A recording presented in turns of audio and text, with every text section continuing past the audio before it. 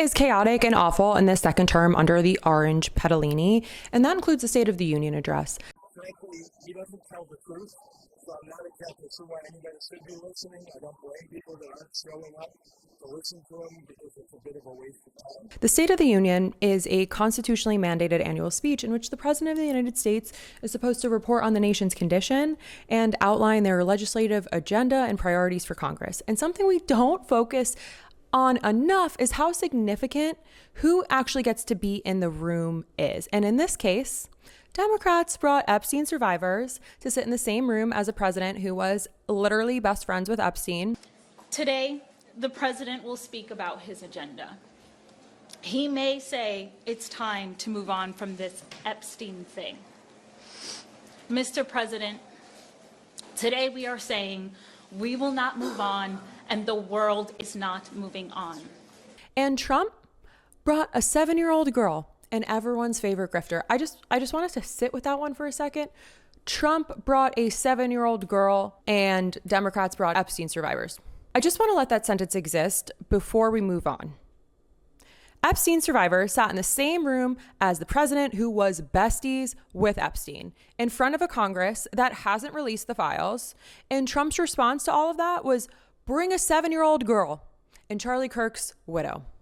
I want to be clear that both of these things happened on the same night and everyone just went with it, because here's the thing no one's really talking about. The guest list here tells you more than his mumbly ass speech ever will. It's a cheat code. Every single person sitting in that balcony and in those seats is a political threat, a message, or an argument that somebody decided was too risky to say out loud. The real State of the Union is honestly who's sitting in that chamber gallery. And when you find out who Trump brought and why they are in that building, it is so much weirder than I just stated. You are going to lose it. The pedo protector crowd wasn't done. They decided a 7-year-old was exactly what the State of the Union was missing. And real quick, I'm Lauren Paritra. Please take a moment to make sure you're subscribed. We currently have a lead on Katie Miller, who is the wife of Stephen Little Bitch Miller, the pale white nationalist from Santa Monica. He is the guy behind all of this ICE terror. So consider every sub, every like, every comment, every heart, every share as an FU to Katie and Stephen Little Bitch Miller. There is a tradition at the State of the Union where the president invites a symbolic guest to sit in the balcony. It started in 1982 with one person, a man named Lenny Skutnik. He jumped into the Potomac River to save a plane crash survivor, and Reagan put him in the balcony and acknowledged him during the speech. The whole country stood up. It was a moving moment. Speechwriters ate it up, so much so that they named this tradition after him. Every invited guest from that point forward was officially called a Skutnik, which is both an honor and somehow also like just a funny word to say out loud. And this is where it gets a little sideways. This is where it goes off the rails. Both parties looked at that moment and decided, okay, we're going to keep doing it, which was fine until it wasn't. Clinton started using guests to make arguments mid-speech. Obama had over 20 guests by 2015, and Congress started bringing their own guests to counter the president's, and suddenly both parties were submitting rosters like they were seating a bracket. And then in 2020, Trump invited Rush Limbaugh to sit in the balcony, and midway through the speech, without literally telling anyone, pulled out the Presidential Medal of Freedom and handed it to him on live television. Limbaugh had stage 4 cancer. He was surprised. The Medal of Freedom is the highest civilian honor in the United States, and it was handed out to him like a prop on a game show. And that's the moment this stopped being a tradition and really became just like a wacky ass format. So here's the context for this year. In 2025, more people died in ICE detention than in the last 4 years combined. December 2025 was the deadliest month on record. January 2026 opened with 6 more deaths. And we watched 2 of those live on our phones.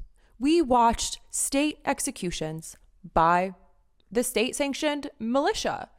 And we've already had 1 ruled a homicide. We've had arrests of people with no criminal record and up to 2,450% detention populations at 66,000, the highest ever recorded. We're paying for 66,000 people, most of whom have no criminal record, to sit and rot in detention centers, including kids. And Congress now has given a week's notice before they're allowed to inspect a facility That's where we're at. And Trump's opening move was a 7-year-old.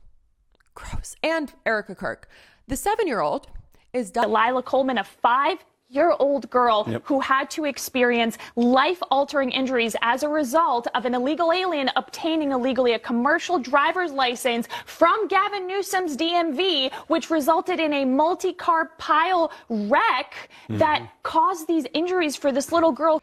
And that's the entire reason she's in there, in that building. If the driver had been a citizen, she'd be at home doing her homework. Think about all of the victims who died at the hands of illegal aliens, at the hands of these Democrats who are, again, fighting so hard against the life-saving work of ICE.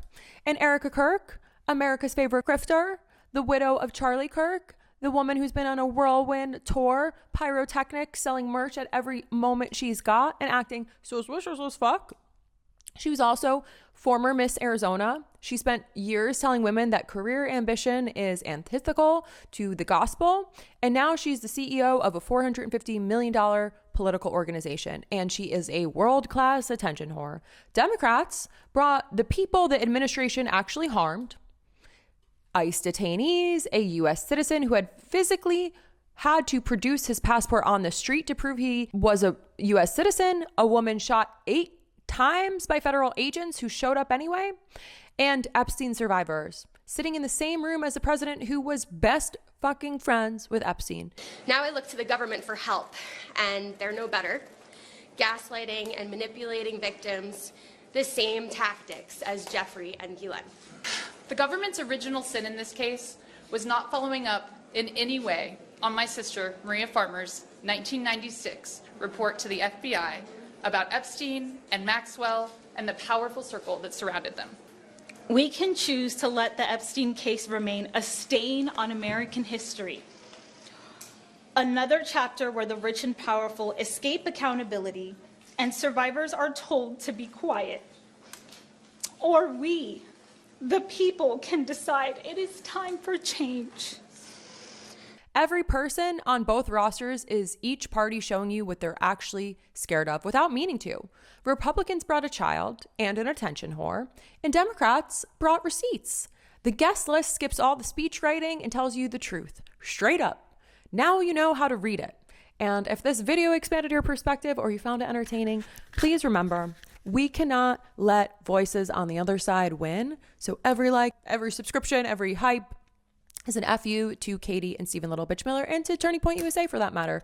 We cannot let the cray incorrect voices drown out ones like yours truly. And Willa should be back there. Oh, there she is. For the people.